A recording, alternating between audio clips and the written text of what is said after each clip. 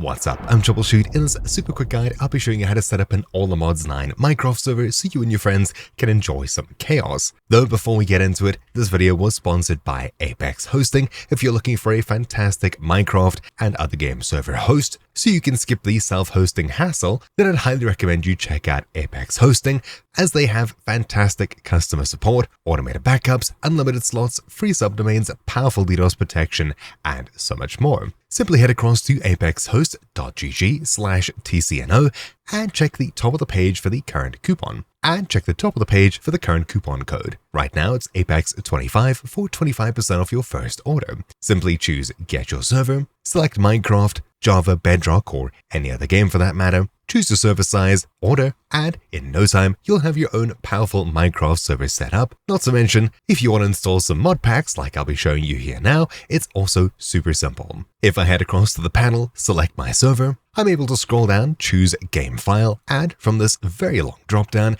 I'm able to search something like ATM, where we can find all the different All the Mods, including All the Mods 9, which we can just one-click install. That's it. A huge shout out to Apex Hosting for sponsoring this guide. So if you're set on hosting a Minecraft server yourself, it's definitely worthwhile and tons of fun. In the description down below, you'll find a link to the All the Mods 9 CurseForge page, which is the official download page for this mod pack. All you need to do to get your Minecraft server running is of course install the mod pack, so you're able to play it whether you use the official CurseForge launcher or something like Prism launcher to handle multiple different mod packs and things like that. Simply choose install via app or choose the dropdown if you want to install it manually, but basically inside of the CurseForge app, head across to Minecraft on the far left, discover, and you're able to search for ATM9, where we can then simply choose install here.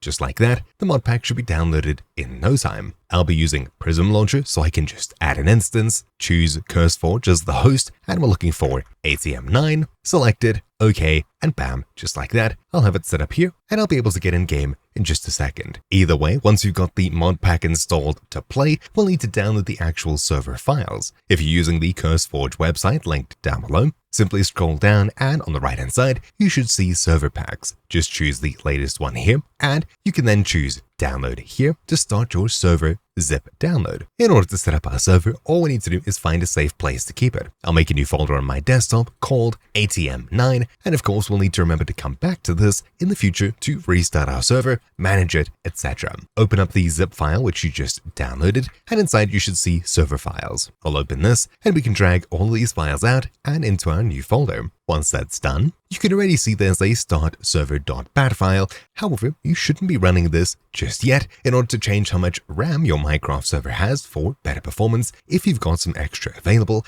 I'd highly recommend opening user jvmargs.txt with any text editor like Notepad. That'll bring up this window over here. At the very top, we've got XMS 4G and XMX 8G. This means that our server will start with 4 gigs of RAM and it'll use a maximum of 8. This is the server's default, and if you have more RAM available, you can most definitely raise, say, 8 to 12G to give your server a maximum of 12 gigs of RAM, assuming your system has enough available. You can check by hitting Ctrl, Shift, and Escape at the same time to bring up your Windows Task Manager. Head across to the Performance tab on the side, followed by Memory, and in here you should be able to see your total amount of RAM, as well as how much is actually in use and how much is free. If you're going to be playing the game on the same computer you're hosting the server on, just make sure to leave enough RAM available for the game, and of course other programs in the background like Discord, a web browser, etc. If you've got, say, 12 gigs of RAM and 4 is in use, you've got 8 to spare. You could give your server the entire 8 remaining gigs. However, do keep in mind you'll probably be using a web browser, Discord, things like that, so you'll need to leave some extra RAM, say a gig, for things to run happily in the background, meaning you can probably only give it 7 out of the 8. Obviously, if you're going to be playing the game on the same PC you're hosting the server on, you'll need quite a bit more RAM, closer to 16 or maybe even 20 something. When you find a good number, you can change the maximum number right here next to XMX and the minimum amount of RAM by changing XMS. For the most part, you shouldn't need to worry about minimum unless you're trying to lower the amount of RAM your server uses, which isn't the best idea, as more RAM usually means better performance, at least to a certain point. As I've got a ludicrous amount of RAM in my system, I can happily give the server a maximum of 12 or even 16 gigs of RAM. I'll save it, and close this file. At this point, our server is basically fully configured. We can run startserver.bat and it should immediately start downloading the actual files to run our server, which only happens once, and shortly after, we'll see this here about failed to load eula.txt, which is fine. We can close this and you should see a bunch of new files. Open up eula.txt again with any text editor like Notepad and you'll see something similar to this. Simply change eula equals false to eula equals true. Save the file, close it, and now when you run your server once more, it should be running as you'd expect. However, there's also a server.properties file which just generated, which when we open this, you can customize things like your server's MOTD, server name, and things like that. But for me, only 3 of these appeared. That's fine, I'm not going to be changing any of these, so we can just close that and start up our server using startserver.bat once more. This time, your actual Minecraft server should start up and you should be able to join it in just a few seconds. So I'll start up my AllTheMods 9 mod pack as well. Both of them are starting, and once both your server and your game have started up, you can head across to the multiplayer tab and connect to your server. We'll hit add server, and for the server address, we can use 127.0.0.1 or simply localhost, one word. When you do, you should see your server appear. We can then join it, and there we have it. We're now playing on our own Minecraft server. If we send messages here, you can see them appearing in the background. You can run around and play as usual, but if you'd like some extra powers, you can tab into your console and type op space your username, hit enter, and just like that, you'll be given operator, so now you can use commands like /gamemode_creative, so you can fly around, spawn in items, and things like that. Obviously, this is only as fun as playing a single player at this point, so how do we get other people to join our server and play with us? Well, there's 2 important steps that we need to cover. First of all, we'll need to allow our Minecraft server through our Windows firewall so other computers on our network can connect to it. Say, someone sitting next to you connected to the same router. Then, the next step is allowing our Minecraft server to reach the greater internet so friends online can join and play with us. That will cover in a step called port forwarding, but don't worry, it's not as scary as it sounds. To start off, let's go ahead and allow our AllTheMods 9 server through our Windows firewall.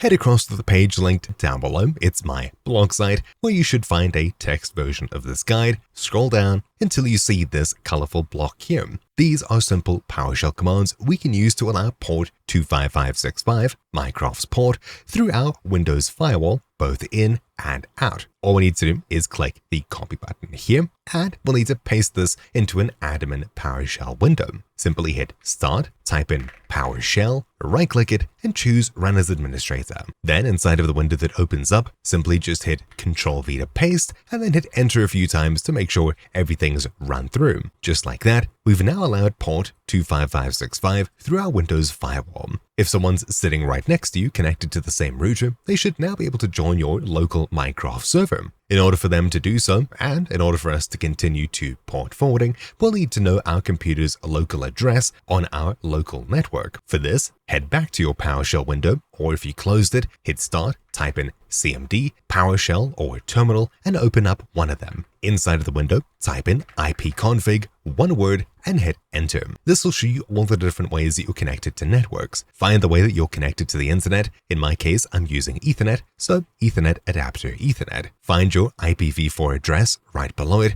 and for me it's 192.168.1.51. This is the local address of our PC, and someone connected to the same router sitting next to us can use this IP to connect to our server, but people online won't be able to do so. In order for them to join our server, we'll need to allow our Minecraft server through our router's firewall. Usually, this is a really simple process. You just log into your router, tell it to forward port 25565 to this address, and people online should be able to join your Minecraft server. But if you're having any issues, you might need to call your ISP, as they could have port forwarding turned off or have it configured in a way that doesn't allow you to do that. It's usually a really simple process to get around, and I'm sure they'll be happy to help. Let's go ahead and try to port forward. What you need to do is log into your router's admin panel. I've pulled up a very simple example here just to show you basically what you'll be doing. Head across to the application forwarding, port forwarding, or something like that section on your router once you've signed in as an admin. Here, you should be able to type in an address both internal and external, in or out, or something along those lines, select a protocol, be it TCP, UDP, or both. You'll be able to set a local IP, whether you need to type out the entire 192.168.1 something address, which we saw just a moment ago in your ipconfig command, or you'll just need to type the last few digits, like me in this case. In order to port forward a Minecraft, all I need to do is enter port 25565 in the external section and the internal section. As this one requires me to enter it twice, I'll do that here. Then, for the protocol, I'll select both TCP and UDP, but if you don't have this as an option, you can select TCP, add it once, and then add it a second time using UDP. Then your local IP address we found earlier with the ipconfig command. For me, I only need to type in the last few digits, so I'll just enter 5151, add, and there you go. Our Minecraft server is now port forwarded, and as long as it's running, people over the internet should be able to connect to it. It's that simple. You're now able to run around and play the game as you would have hoped, with your friends online, and have a great time. Though, before you click off, there's one more important thing to remember, and that's how to actually save your server when you're closing it. Don't just hit the close button, as that can cause progress to be lost. Instead, use the command save-all to save your server and everything in it, and you can use the command stop to gracefully bring your server to a close, exiting it properly. Doing so will make sure nothing gets corrupted and things like that, keeping your server and all of your progress safe, ready for you to start up next time. When you're ready to play your server once more, simply head back to the folder where we installed it and run the start server.bat file once more. That's it. A huge thank you to Apex Hosting for sponsoring this guide. Thank you all for watching. My name's been Troubleshoot, and I'll see you all next time. Ciao.